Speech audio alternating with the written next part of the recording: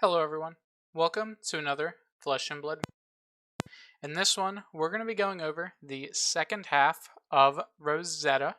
In the last video, we went over all of the traded cards, all the Lightning, Elemental, and Earth cards. This time, we're going over the Runeblade and Wizard cards, as well as all of the generic cards and the expansion slot cards. Last time we did talk a lot because a lot of the newer cards have a lot of stuff about them. But this time, it's a lot of just base class commons, a few cycles of stuff. We're just going to go over a lot of them real quick. For this first bit for Runeblade, we will talk a bit because the Majestics are a little more important than the rares and commons. But with all that said, let's get started with the review. Starting with Face Purgatory. This is the brand new Runeblade helmet. It is 2 block and blade break and says when this defends together with an attack action card and a non-attack action card, the attacking hero discards a card and you draw a card. Think of this as sort of like a scowling flesh bag. You'll want to put this, you're going to block about 7 because most Runeblade attacks block 3, most non-attacks block 2. You'll have your opponent discard a card, and you'll draw a card. So you're only losing really 1 card from your hand, which is pretty nice. You're blocking an extra 2 on average with that. And you're making your opponent discard, which can cut their arsenal off, but also be pretty good versus some decks like Guardian that are going to be holding up a pummel. This is probably going to be replacing Crown in all of the Runeblade decks you see Crown in. Maybe not Aurora, but the slower ones, the OTK ones, you'll probably see this in just because it does slow your opponent down. It's sort of like the Runeblade Scowling Flesh Bag, but it's not as free because a deck like Aurora, who doesn't really want to block with other cards, isn't usually going to trigger this, but I'm sure Aurora players could find reason to want this over something like Crown of Providence or Balance of Justice, which I do still think you might want to play Balance of Justice because it has its advantages still. The other 2 Runeblade equipment are just commons. Bloodtorn Bodice is a chess piece that has an action to destroy it and an aura you control to gain a resource. This isn't going to be very strong in competitive, but in limited formats, it's useful. There are things that trigger when you destroy auras or when they are destroyed, so this can trigger them. And then Runehold Release just gives you a rune chant as an action. It's worse than Vexing Cool Hand in every way, but it's again good for limited. Moving on to the M's. Snuff Out is a 1-for-5 attack action. It blocks for 3 and it's red. When it hits a hero, you can destroy an aura you control. If you do, they discard a card. There isn't too many decks, I think, that will end up playing Snuff Out. It is a little bit of disruption. It seems pretty good in Viz, because when you attack with it, he'll make a rune chant for you to destroy with the Snuff Out. So if Viz goes back to a more tempo-based playstyle, you can definitely see Snuff Out in that. But the OTK Vizes probably won't play this, and I don't think Florian or Aurora are going to end up playing this one either, since they can't make rune chants just like Viscerai can.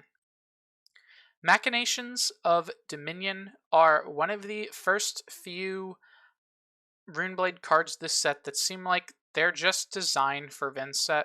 This is going to be a big Vinset set, since even though there isn't as many, or there's no Runegate cards this set, but there are a lot of Runechant generation cards, and this card's just a general good Runeblade card, but the next card we're going to take a look at is just a Vinset card.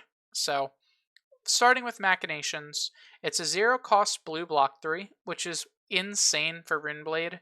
They really, I think the only one of these that they actually have is Become the Arcanite, and that's a Viscerai specialization. So blue block 3s are very hard to get inside of Runeblade. This one is a non-attack action with Go Again. It gives your next Runeblade attack this turn overpower, and if you've played or created an aura this turn, it gets Go Again.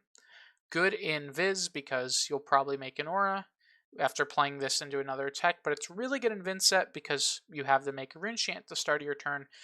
So it'll always have go again, and then you're just giving your attack overpower so you can eke in that little bit of damage.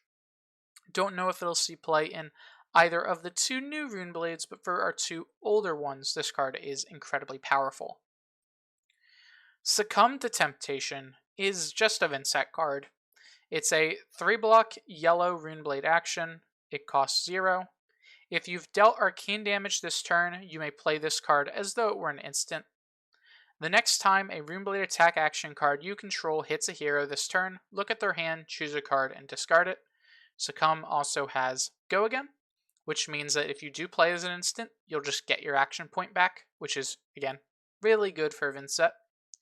As well as it's an instant speed thing. If you made your first rune chant unpreventable, they're going to have taken arcane damage, which means you can play this as a threatening on hit that your opponent really can't think of. This is sort of like a pummel for Vincent. Even though it doesn't increase your damage, it's a lot of disruption, and you get the knowledge of looking at their hand. This card is incredibly strong. Expect to see it a lot if Vincent does become a meta deck, and I think, honestly, she has a shot. Next is Haunting Rendition. This is a Runeblade block. Wizard also has a Majestic block this set. This one blocks for 4 since it is red, and it also has the effect to discard it to prevent the next 2 damage that will be dealt to you this turn. And the first time you prevent damage this way, you make a rune chant token. A decent effect for defensive decks. I don't know if this will see much play inside of Constructed, because if you wanted a similar effect, you could play Reduce the Rune Chant, which stops 4 and gives you a Rune Chant, but this one also lets you stop arcane damage. So if you wanted like a main board defensive effect, this could be a really good one. Also stops things like both Kodachis, stops a double strike, stops just any leaking damage that could come at you, and making the rune chant is pretty nice. So this one could see some play, but I think it's mostly going to be for limited. Moving on to the rares, Splintering Deadwood is a 3 for 7 with 3 block at red. It has, when this attacks or hits, you may destroy an aura you control. If you do, you make a rune chant token. So this lets you turn your rune chants into other rune chants, which is important for Florian since he makes extra rune chants whenever you make them. And it can be okay in Aurora if you do want to turn your embodiment into a rune chant, but you will have to make the embodiment after you play the Deadwood. As well as there are auras that trigger when they're destroyed, such as the not Deadwood Dirge, Arcane Cussing. When it's destroyed, you make the rune chants. So it's another card that lets you just destroy your auras. Vantage Point is a 3 for 7 at red. If you've played or made an aura, it gets overpower. Just pretty basic. We don't really have to go over this one. Condemned to Slaughter is a 1-cost action. Again, this one blocks 3. Runeblade actually has gotten a lot of blues that block 3 this set, which is incredibly good for Florian. This one gives your next Runeblade attack plus 3 at red for 1 cost. And it has Go Again, of course, and you can destroy an aura you control. And if you do, each opponent destroys an aura they control, which is great removal if we see something like Channel Like Frigid come back, or if any other channels like Channel the Millennium Tree become important. And this is an effect when you play this card, not when your next Runeblade attack hits or anything, so it can remove some pretty key things if your opponent has something that you want them to get rid of. Malefic Incantation is a 0-cost Runeblade action aura. It only blocks 2, and it has Go Again. It enters with verse counters based on its color. Red is 3. Whenever it has none, you destroy it.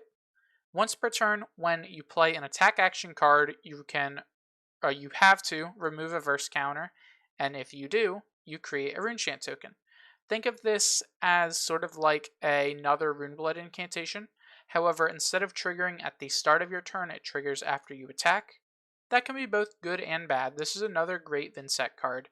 It doesn't trigger at the start of your turn, so if you ended your turn with no rune chants, you won't get enough off just the start of turn effects to play another Runegate card. But with this, it'll let you help keep rune gate cards for your next attacks, and if you ever set up a 2-attack turn, this one's great because it'll give you another rune chant for your next rune gate attack. And that seems to be what Vincett's shifting to because there's so many extra action point generation that she has now.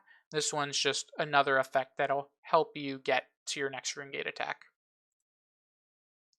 Sigil of the Arknight is a blue action aura.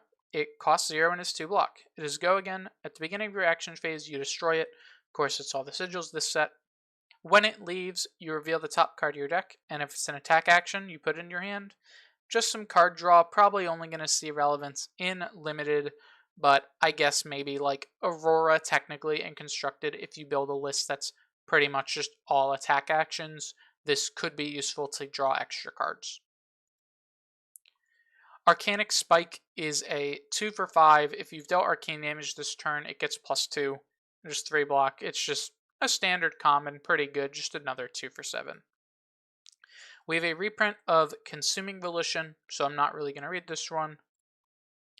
Hit the High Notes is a 1 for 4, 3 block at red, and if you've played or made an aura, it gets +2, very similar to all the other effects that need you to make auras or play auras. Hocus Pocus is a 0 for 3 at red and has an on hit to make a rune chant, just a small attack that can make a rune chant if your opponent doesn't block it. Again, really only a limited card. We have a Meet and Greet reprint, so don't really have to read this one. Rune Rager Swarm is a 0 for 3 at red that gets go again if you've played or made an aura, so 0 for 3 go again. Get a head jab. Arcane Cussing is a card I kind of already read, but I didn't read it fully, so we'll go over it now. At red, it is a 1 for an action with go again and it's 2 block. Whenever you deal or are dealt arcane damage, you destroy it. Or sorry, any damage. When you deal or are dealt any damage, you destroy it.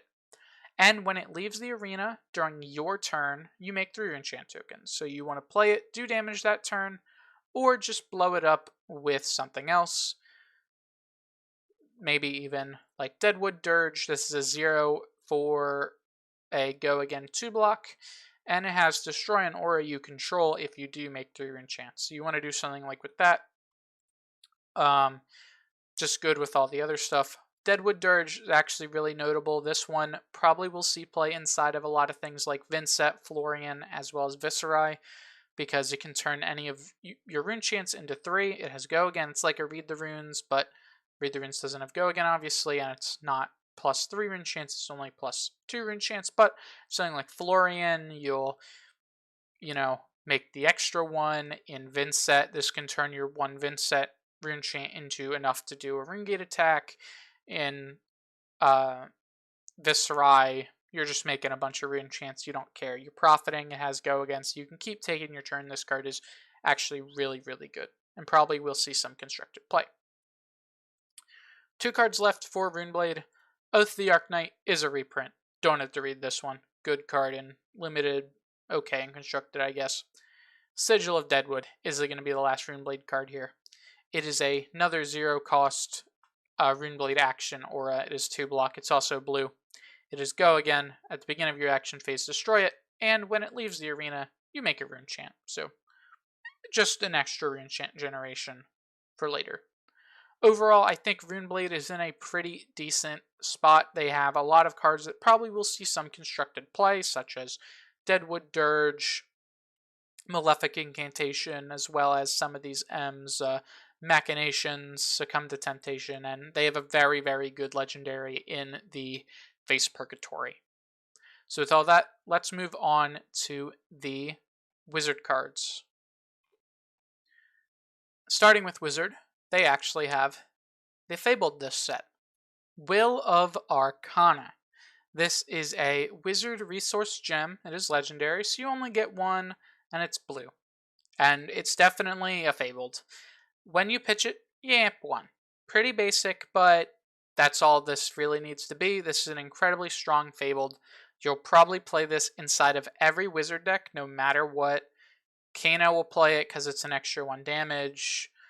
Verdance will play it because it's an extra 1 damage. It's just an extra 1 damage. That's all you have to say. It's a free 1 damage just for pitching a card. Doesn't matter that it doesn't block. Doesn't matter that whatever, because in Wizard, when you're going to die, you're going to cast something. So this is just the first card you pitch anyway. Doesn't matter if it doesn't block. This will be a card that every Wizard player will look for. I wish it was also Runeblade. We have seen a dual class Fable in the past with the Plague Hive from Outsiders, but they didn't give this one to Runeblade. That's okay. Will of Arcana, incredibly powerful card. If you are a Wizard player, definitely keep an eye out for this one because it's incredibly powerful. Gonna see play in every Wizard deck. Moving back to the actual Wizard main set, starting with their legendary, Aether Bindings of the Third Age. This is a Wizard Arms. It has 1 block Battle Worn, and it has an instant effect to destroy it. And until the end of turn, whenever an aura permanent you control with Sigil in its name leaves the arena, you amp 1. This is purely an Acilio arm. That's really it. I don't see a reason for Verdance to ever play this, but Verdance will be better off anyway just playing. If you're more spell-based, I guess you play Metacarpus nodes, but normally just a blocking glove or like a Goliath gauntlet. But Acilio doesn't really have an arm. He's not defensive, he's more aggressive, and Metacarpus node isn't the best for him, so a glove like this that'll help him on his combo turns, which Acilio's main plan is to do a bunch of things with sigils, play them, bounce them, let them go off, all of that. This card is just really good at doing a bunch of synergy with that. So great here for the Aether Bindings. You also have 2 other just common equipment. Inked Line Cloak is just an instant to destroy it, gain a resource, activate only if you control a sigil permanent. And Hold Focus is an action to destroy it, amp 1, and have go again. So pretty basic stuff for limited, but they are pretty good. Moving on to the M's, Destructive Aether Tide is, guess what? A zap. We're going to be saying that a lot. Most of the cards in the set are zaps. However, they also brought Surge backs. This one is a blue zap, so blocks 3, pitches for 3, costs 0, does 1 damage to any target, and it has a Surge effect. This card's Surge effect says if it does more than 1 damage to a hero, you destroy a card in their arsenal. So, bit of arsenal disruption. Gonna see this one in any Wizard that wants to play some zaps, you know what I mean. Kano will probably play it. Acilio probably will play it. I guess maybe Blaze will play it. Verdance probably won't, but it's okay. Eternal Inferno is a 1 for 4 to any target, has 3 block, and is in red. It has a Surge. I'm not going to read what Surge does, I'm just going to say what the Surge does. Pretty much, Surge is if it does more damage than its base. Great. So if you Surge the Eternal Inferno, you banish it, and you can play it again this turn. Good in any deck that can get multiple action points. It itself doesn't have go again, but if you can get it to the point where you do, or if you can just make extra action points, mainly in Ascilio, if you have like a Blink, or you use like Lightning Greaves to give your sigils the ability to generate action points, which is really nice. You can play this multiple times. It's alright. Sigil of Aether is a blue 0-cost wizard instant aura. All the wizard sigils are instants. Beginning of your action phase, destroy it. And this one is actually really, really good. When it leaves the arena, you do 1 damage to any target. And if damage is dealt with the Sigil of Aether, you also amp 1. So they'll have to prevent the Sigil of Aether now to stop you from getting 1 amp later, which is really nice. This is really a 2-value Sigil, which is really good. You're going to see this one inside of Acilio just as an extra Sigil that he wants to be on. I think no one else really will play it, but it's really good in Acilio. Mental Block is the Wizard's new block. This is a 2 defense blue block, which is good. It's a blue. It is the instant to discard it to prevent 2 damage, and the first time you make a Ponder token. Most of the time, you're probably discarding this one since you're getting the same value out of blocking with it as you would be discarding it. but you get a ponder token so you can keep an arsenal sometimes. So mental block is pretty good. I don't know if it'll see play in constructed, but you could see it in like Verdance maybe. I think Verdance might want a card like this. Moving on to the rares. Chorus of the Amphitheater. I don't know, that's a long word that they definitely made up. Is a 2 for 4 to any target, only 2 block wizard action, but you're never playing it for its attack. All 3 versions of them have a effect to discard it at instant speed to make itself an action or instant would do arcane damage this turn. You do that much plus 1 instead, which is incredibly strong. Notably, sigils pop during the action phase, which means you can do all your instants before it. So you can like pop in Aether Bindings or discard as many choruses as you want before something like a Sigil of Aether goes off to hopefully go off on a turn. Of course, with a bunch of zaps, if you have a really wide turn, this card's great. You might see that, mainly you'll see the blue one because it's a blue pitch as well. You'll see this inside of Kano probably, definitely inside of Acilio, maybe not Verdance, and maybe not Blaze either, but in the more aggressive, full combo-y wizards, you're definitely going to see this one, because this card could be pretty big by playing a bunch of spells in a turn. Glyph Overlay is a red at red. It's a rare, so it's all 3 colors. It does 3 damage, costs 1, and has 3 block. But it also does an extra 1 damage, where X is the number of aura permanents you control with Sigil in their name. So Sigil of Aether, whatever Acilio's is called, Sigil of Lightning, stuff like that. It is a surge effect to gain you 1 life, and then you shuffle all permanents you control with Sigil in their name into their owner's deck. So that will trigger all of your Sigil effects, because they all trigger when they leave play. And it does gain you a life. So if you do end up getting this inside of Verdance, that's like, I guess for limited, you can gain a life if you get the Surge to trigger your Verdance, but mainly it'll be in Acilio. You'll play it, shuffle all your auras in, trigger all of them. All your Acilio sigils draw you cards. Your Sigil of Aethers do damage and amp. This one hurts a little more to actually do that because you're shuffling the sigils in your deck, which means you won't have them. You're not putting them back in your hand, but it's still fine because you're triggering all of their effects. And this will probably come in for a lot of damage. This is a great ender on a turn with your Acilio weapon. Just have this come in for like 8, and then shuffle in all your sigils, get an arsenal, maybe do extra arcane with like Sigil of Aether. So pretty good.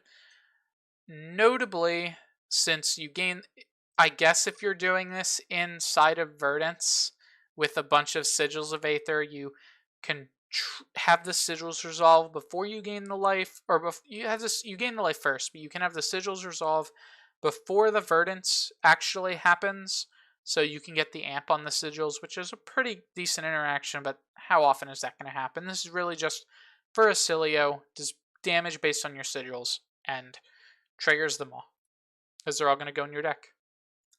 Pop the Bubble is a zap. It has a surge to destroy an aura permanent that player controls. Good for the set, probably not going to be good outside of it. Save the Thought is a 2-cost instant that shuffles up to 3 non-attack action cards from your graveyard into your deck. You also create a ponder token. It's like a remembrance. It's fine. Blue only shuffles 1, so you're probably not playing that. It's, again, good and limited. I guess could see play in constructed, but probably won't all the time. Sigil of Temporal Manipulation is a blue wizard instant sigil. When it leaves the arena, you banish the top card of the deck, and if it's a non-attack action, you can play it this turn as though it were an instant. This one actually might not see much play, because in Acilio, you are playing a few attacks, and also a lot of instants, so you could whiff, which does suck. Might actually see play inside of something like Blaze or Kano. I think it has a shot there. Aether Quickening is a reprint. Not going to go over it. Although I believe it was at rare before. So now that it's at common, it should be common or playable. If it wasn't before. Arcane Twinning is a zap. Yay! It has an instant speed effect to discard it and amp 1.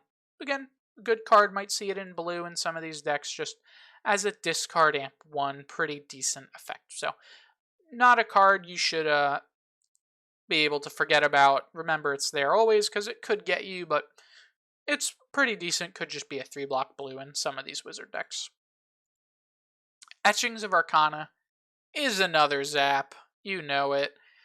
It has the effect to, on Surge, you can return a sigil from your graveyard to your hand. This one will actually see play. This one is pretty good in a Acilio because you can pick up one of your really good sigils and then immediately replay it to get it trigger next turn. So I think Etchings of Arcana is going to be a card you will see inside of those decks. Color doesn't even matter here because it just needs to do more than its base. So the blue could come in for 2, they take 2, you get a sigil back.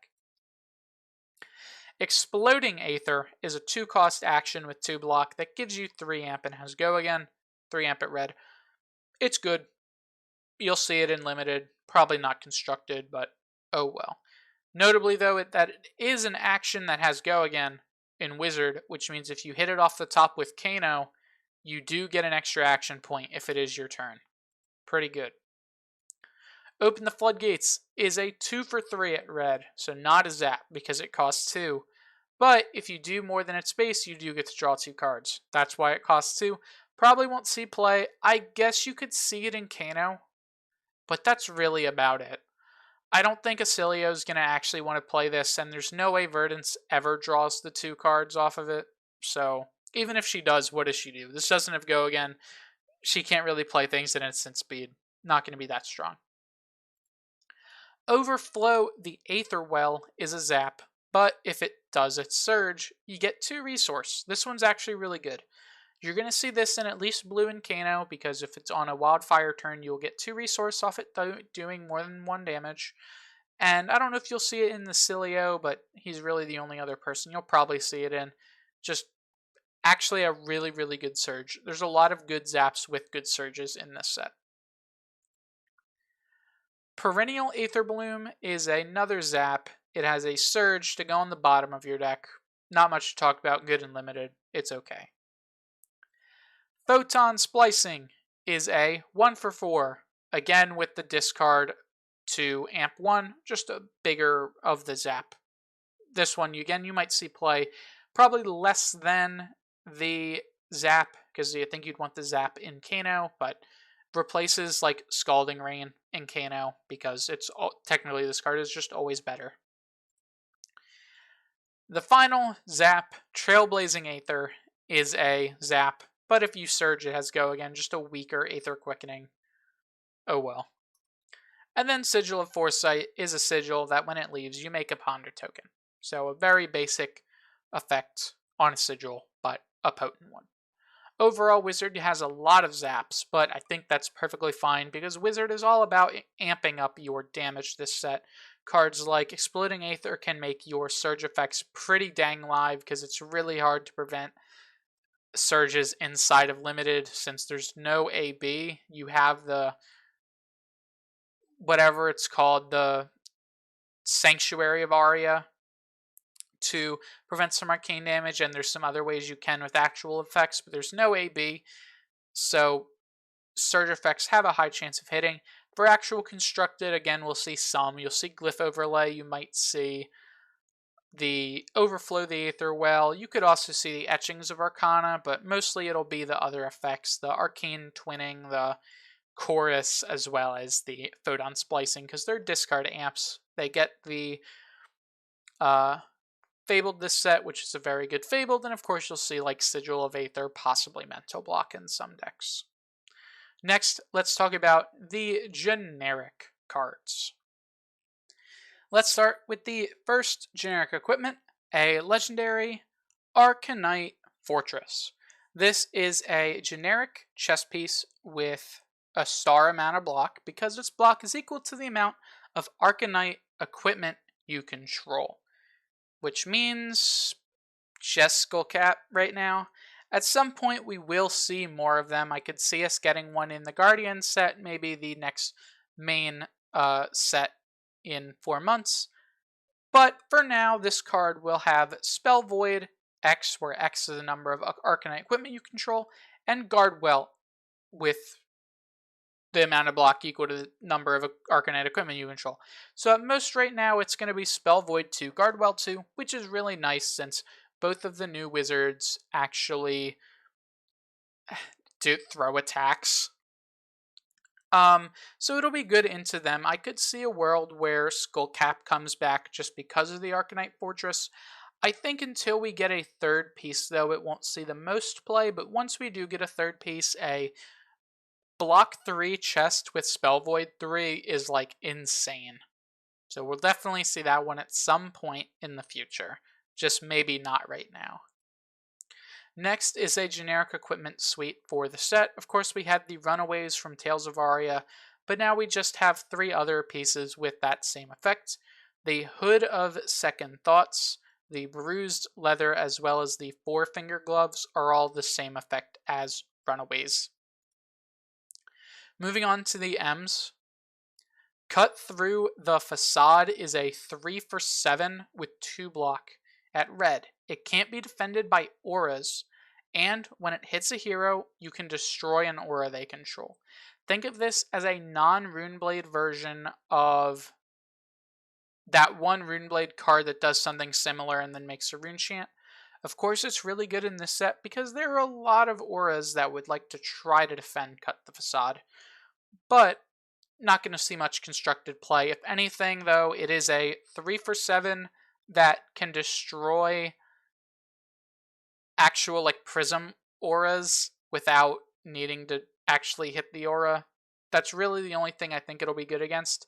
It stops them from blocking with auras, which I guess they play the blue ones, same as Enigma. I guess it could be good into Enigma because they play a few auras that block in an instance, but you just ward it. So hard to hit into Illusionist, but a good card into Illusionist, and okay into the 2 heroes, the 2 classes this set as well, because they do play some auras. 10 Foot Tall and Bulletproof is a 3 for 10 at red with 10 block. However, when it attacks or defends, your hero gets -2 intellect during their next end phase. So, of course, people are going to be playing this one. It's really funny. This card is actually cracked in Limited if you get it. It's a 3 for 10. It ends so many games, it doesn't matter if you have -2 intellect next turn. Or this turn, I guess. But if you defend with it, sure. It blocks massive attacks. I could see this one into Guardians. Just really anything. I think this card could see some play in Constructed at some point, but for now, it's just a pretty big meme, but it is extremely good in limited formats. Call to the Grave is Entomb. It's a 0-cost blue with 2 block and go again, and says search your deck for a card and put it in your graveyard, then shuffle. Entomb is a card. If you've ever played Magic, if you've ever played against Entomb, you know how good it is. This card is insanely good. If it's weak now, in a year, this card could be the strongest card in the game. I think they definitely should experiment with an effect like this, but I think at some point this card could get banned. Just saying, Entomb is incredibly powerful. They need to be very, very careful. Right now, I believe the only card that, other than a card we'll go over soon, which is going to be a big meme, but other than that, the only card that this will really see that super good use with is Beast Within, because it puts it into your graveyard from not the combat chain, so it'll trigger it. You can find just another brute attack, I guess. It's okay. I don't think you'll actually play it in KO. I guess you can play it in Levia. That could be good, and Levia could use the put in graveyard effect to fill her yard with a bit more 6s, so Call to the Grave does have use there, but again, it's Entomb. It's incredibly powerful, especially because it's not limited to any specific deck. If this card is like $5 after the set comes out, you should buy a play set immediately, because at some point this card will be meta. The last M is Truce. Truce is a 2-cost blue 3-block generic action. It says when it enters the arena, choose an opponent. At the beginning of their end phase, destroy this, and you and them both gain 3 life. Whenever you or a card you control is the target of an attack the chosen opponent controls, you destroy this and draw a card. I think this card's okay at best. It, in theory, lets you set up for a 6-card hand. Because if your opponent attacks you, you draw, and you have an arsenal, and the 4 cards you drew up to, so you get a 6-card hand. However, its 2 cost does limit it in aggro decks, because what aggro deck is ending their turn with 2 mana? I guess maybe Aurora, but that's really it. In control decks, it's a blue block 3, which is where it might see some play. And if you're being very defensive, it does draw you a card that you can block with. So inside of control decks, I could see this one. Something like Verdance, might consider it, possibly even Florian, maybe some of the Guardians. But other than that, this card doesn't really do all too much. I don't think its 3 life will ever actually trigger, because if you're playing against an aggro deck, and they just pass a turn, they lost more than the card you block with value, especially because you're going to gain 3 life. And I guess into control mirrors it could work to give you both 3 life, but in control mirrors, like, sure, you pass the turn, but nothing really happened. They just block with 2 cards and you're back in the same stalemate. So I guess Truce is fine. Might see some play. Again, I guess with these generics, especially like 10 foot tall and bulletproof, probably cut the facade, I would get a playset of them no matter what class you play. Like, if you're never going to play Wizard, you don't need to get like Sigil of Aethers. Although, if you do play Wizard, you should get them. Or like Mental Blocks, right? Because they could be really expensive in the future. But if you're not playing Wizard, you don't care. But these are generics. You should get a playset of these as fast as possible. Truce, again, could be a card that does go up there, but not as... probably not as much as like Call to the Grave, because this card's just insane. Next, we have 3 rare CNC replacements. Hand Behind the Pen, Smash Up, and Tongue Tied. These are all different statted attacks that have your opponent turn their arsenal face up and banish a certain card. Hand Behind the Pen is a 2 for 6 that has your opponent banish an non-attack action from their arsenal. Smash Up's a 1 for 5 that banishes an attack, and Tongue Tied is one that is a 3 for 7 that banishes an instant. This one will probably never work because it's an instant, they just play it, but can get like Lightning Press, I guess. Hand Behind the Pen and Smash Up are also okay. These are just not as good as CNC. They're maybe not even as good as Wreck Havoc, to be honest, but for limited, they're okay. They get the 3 main card types this set.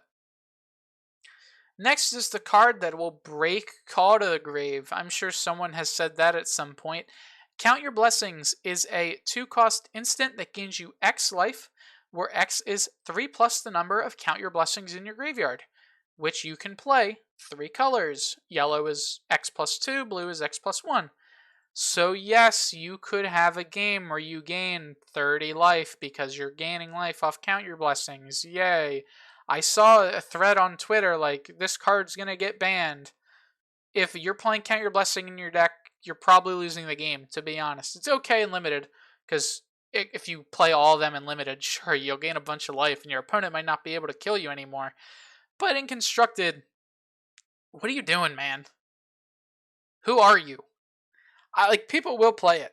It'll be funny. I'm sure it'll win games, but I think Call to the Grave gets banned before Count Your Blessings gets banned, to be honest. Next we have one of the 2 generic sigils this set. Sigil of Cycles is a generic blue 0-cost 2-block aura. Has Go again, same destroy effect. When it leaves the arena, discard a card, then draw a card. Notably, you don't have to discard to draw, so if you have no cards in your hand, this will just let you draw a card, save an arsenal. Pretty decent. That's about it. I don't think you'll see this in any constructed deck, but it's okay in limited. Findos Fighting Spirit is a reprint. This one I know is now at common, because I'm pretty sure it didn't get put at common in the KO deck. So, hey, Bullander Commoner, have fun.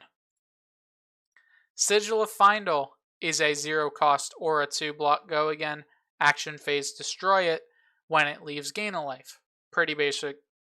It'll see play. It's fine. I guess it's better in Verdance than it is in everyone else, but oh well. It's still extra life at blue. Arcane Polarity is the brand new Sigil of Solace, because it gains you 4 life instead of 3 life. It's a 0 for 1 life, but if you've taken arcane damage this turn, you'll gain 4 instead. Yellow is 1 less, blue is 2 less, but you always gain the 1 life. So inside of something like Verdance, this can also convert to 1 arcane damage. But mainly, I think you'll see the reds versus arcane matchups.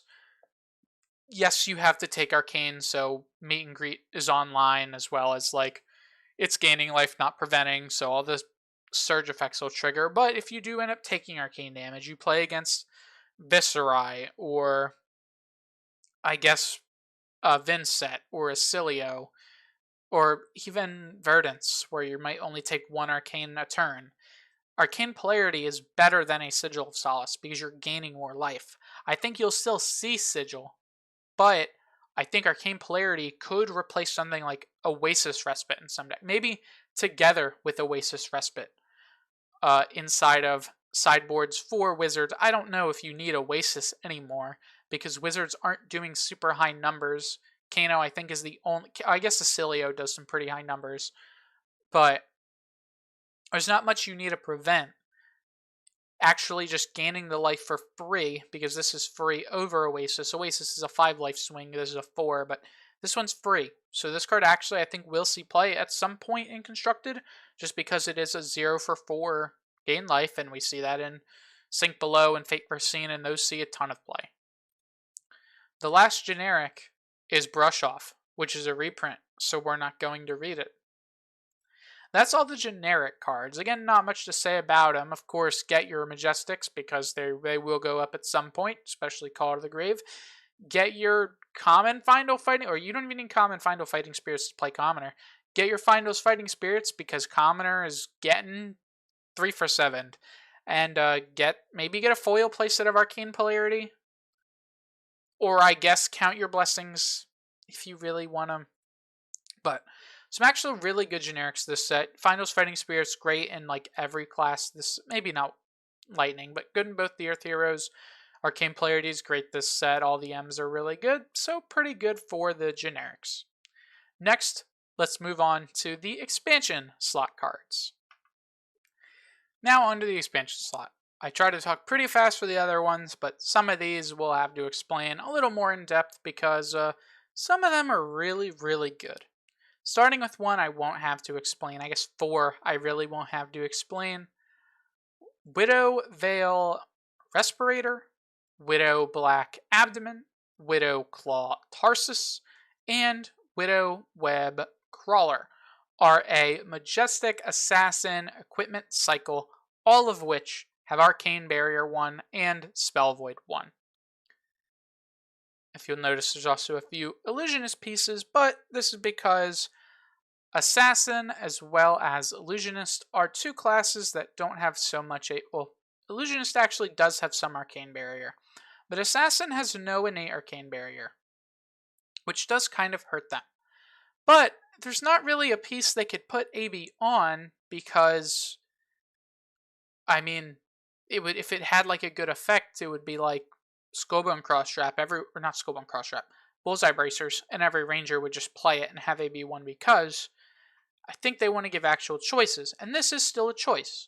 Just, it replaces Nullrune in any deck you play. Decks that played Nullrune Glove are just going to play the Tarsus instead. All pieces have AB1 and Spell Void 1. So you have the AB1 for when you just need to pay into it, but you also have Spell Void for when you're on a turn where you're trying to push for lethal and you just need to prevent 1 right now. So I think all these pieces are good. The best ones are the hands and the legs, because who is playing Nolrune Robe or Hood in Assassin? I guess you could play the chest in some lists, but who is playing Nolrune Hood in Assassin? So definitely look for the gloves. I think the gloves are the best one, then shoes, then chest, then head. But very nice design on them. Splatter Skull is a 2 for 6 brute attack. It is 3 block.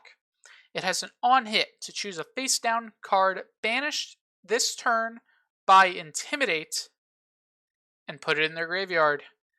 Finally, Intimidate gets an actual disruptive element. Intimidate before felt so bad versus aggro decks because all it did was make it so they couldn't block on the last turn, because they wouldn't want to block you anyway.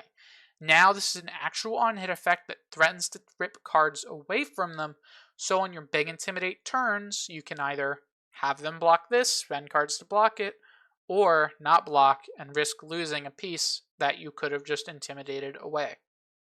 Very good card. You're probably only going to see it in Rhinar, which is fine. He's the only brute that really intimidates. I guess KO does it sometimes, but he doesn't care about this. This is a pure Rhinar card, and good in any other brute they make that intimidates later down the line. Drink 'em Under the Table is the card that Betsy actually needed to be a playable Guardian hero. Betsy has been the worst Guardian for a while now, and where we thought that she'd maybe get an expansion, or not an expansion slot, a armory deck to get some actual new tools, they opted to give her one here. I think she probably should have gotten this last set, considering that Victor and Olympia also got one, but it's perfectly fine.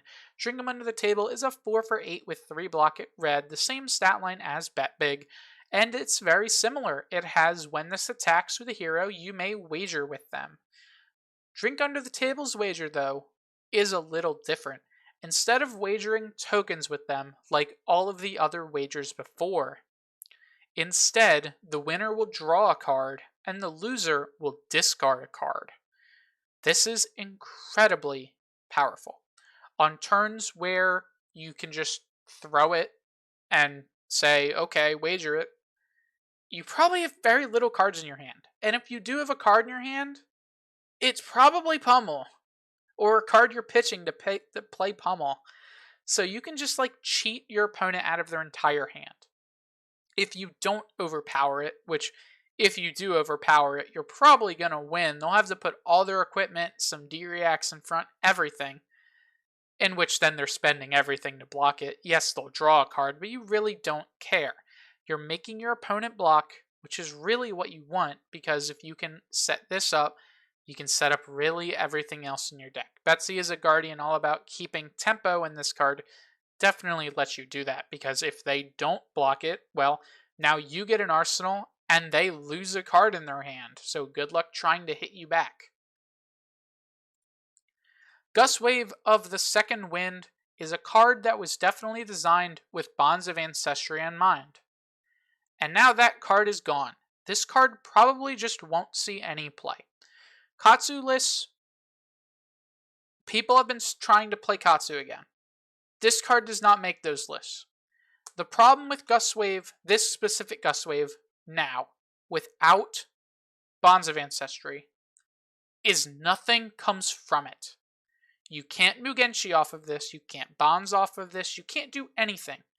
If it said combo off a Surging Striker itself, off a Surging Striker another Gust Wave, off a Surging Striker a leg tap, maybe, it could be actually good, but since this card was designed with the idea that Bonds of Ancestry would be in the format, which even then, it's worse than the 2 Gust Waves we already have, this card doesn't do anything.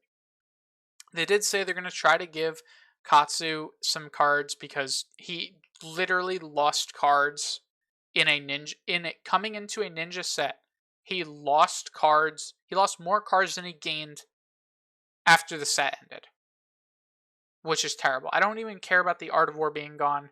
Art of War wasn't even like the best Katsu card before, but now without Bonds, this card is actually just useless.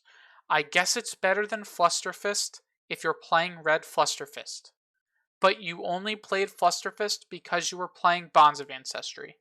So, literally does nothing. Worse than Whelming Gust Wave unless it's the exact situations of you're choke slammed or crush the weaked, or it's a by itself one card hand. And none of those situations matter enough to where, because that's only against Guardian. None of those situations matter enough to where this card is better than Whelming Gust Wave. It doesn't combo into anything like Whelming does. It's worse than Descendant Gust Wave 2 because Descendant's a free 5 attack, where this is a free 4 attack. This card is just really bad. I guess pick them up if you play Ninja because it could be useful later again, like a bunch of M's and expansion slots, but this card just beyond bad. I wish they decided to give Katsu something else this set, but they didn't have the foresight to see that Bonds would go away by the time this set would be printed, because this set was already designed probably by the time that part, the Mist Veil, was already fully designed, or so they really didn't know. Just this card is going to feel so bad for 3 to 4 months, unless maybe Katsu gets like an Armory deck, or Katsu gets cards in the Guardian set or something. Katsu probably won't be playable still till the next 4 months, which sucks. Adaptive Dissolver is a mechanologist equipment base. It has modular and the modular effect to move it to another zone, and Arcane Barrier 1. So this is more AB for the mechanologists, mainly for Mr. Teklovasan, because it's a base, which means you can put equipment on top of it. Last expansion slot, we got a bunch of Evo equipment with Arcane Barrier, but that didn't really help the problem of Teklovasan just dies to arcane damage. And he still will, because after he turns into his big form, his singularity, he doesn't have AB anymore. Which then just say, okay, just play a attack game, which does work. You can just play all your 3-for-9s with disruptive effects into Wizard and probably still win. Especially because they're less bursty. Sit on these as well as the Evo ones if you're playing the Evo AB pieces. But these are be really good. Also good in Max. If you want AB over, like, I don't know, your headpiece. Well, I guess you'd play, if you want AB over your chest. They're playable in Max. Max, Dash,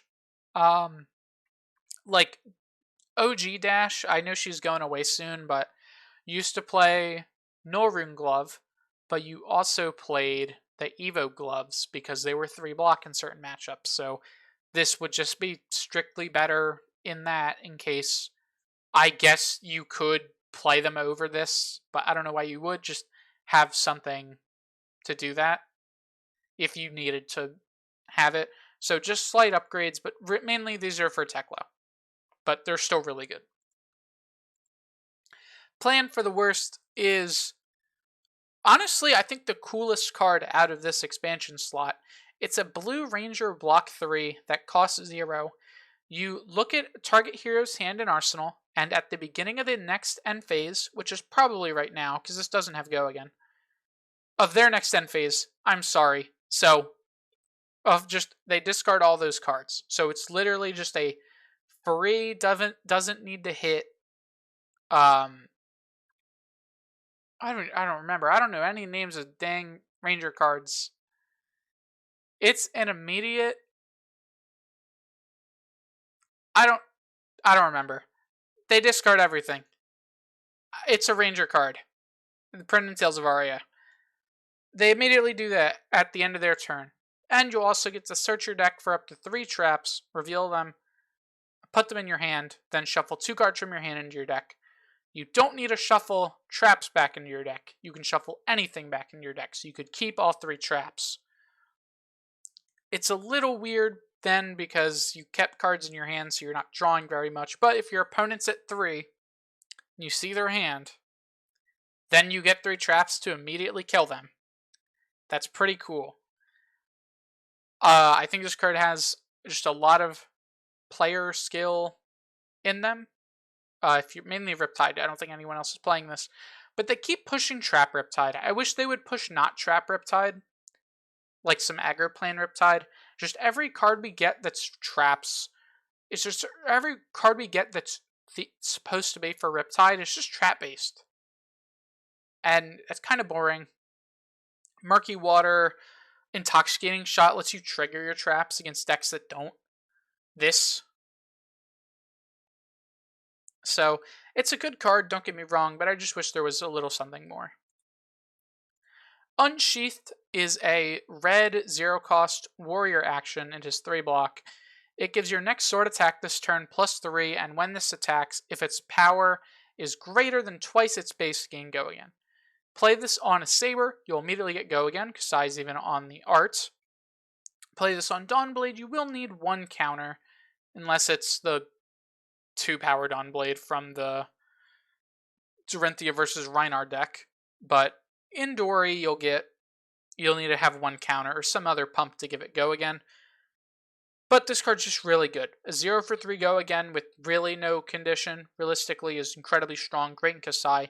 Could push her back up. Kasai's problem was that 2-handed Axe decks were better than 2-handed Sabers decks. But with this card, I could definitely see Kasai potentially being stronger than Axes. So, really nice card. Another Sword Synergy card for the pile, but another Sword Synergy card to help beat out the Axe Synergy cards. Finally, for cards that are actually playable in the constructed format, because the last cards we're going to read aren't, because they're Dromai and Briar cards, we have 3 pieces of equipment. Calming Cloak, Calming Gesture, and Flutter Steps. These are all illusionist equipment. We'll read them all. Calming Cloak is a AB1 illusionist chest. It has an instant for a resource and to destroy it to make your next aura you play cost 2 less. Just a bit of extra resource generation, I guess, for an aura, but just going to be AB. I don't know why you'd ever break it. Calming Gesture is actually an AB you might want to break. It's an AB1 glove that has an instant effect for 1 resource to destroy it and make a spectral shield. So this is actually a really good effect that you will definitely see at some point be used. Even in, just not into AB matchups. I think this could be a glove you just play to just get a spectral shield. And then finally, Flutter Steps. This is going to mainly be a piece of equipment for Enigma New Moon. Right, that's her name? The Gold Pack Enigma. It's a Ward 1 leg that when it's destroyed, your next aura this turn can be played as an instant. So with Enigma New Moon, you can flip it up when you actually want to play an aura as an instant. Just have this get destroyed and then play that aura. So pretty good in her. I think Calming Gesture will definitely see play inside of some constructed illusionist list. Anything that plays No Ring Gloves just swaps it for that. And then the Cloak's okay, but I don't think it'll see much play. Finally, let's go over cards that aren't in constructed.